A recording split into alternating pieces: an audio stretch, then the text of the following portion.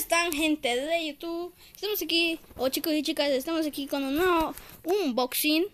Y estamos con un coche. Vamos a proseguir. Pero aquí está el coche que les quería mostrar. Mírenlo cómo es por acá. Aquí está como el control. Bueno, vamos a andarlo. Vamos a prenderlo. Miren cómo se alumbra. Ahora sí, a manejar se dijo. Mire. ¡Oh! ¡Ay! Mire cómo maneja. Mire. Aquí está el control. Le voy a hundir, mire. Qué chévere, ¿no? Bueno.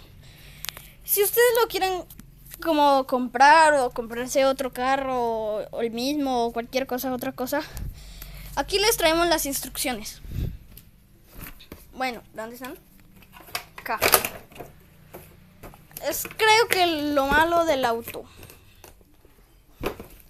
Miren lo que dice. Ay, lo tengo al revés.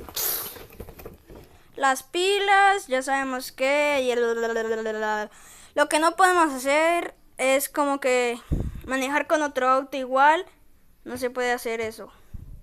¿Qué no se puede hacer más? No se puede extraer a la calle porque se lo puede atropellar. Eso es muy obvio. No se puede tocar la antena. Eso es también muy obvio. No se puede mojar. Obvio, eso es obvio. El no dejarlo tocar al pasto. Bueno, no lo sé. No subirlo a lomas tan grandes porque se puede, creo que dañar. Bueno, no, estos niños para de 3 años o así. Bueno, y este era el video que les quería dejar en el día. Ese era el video que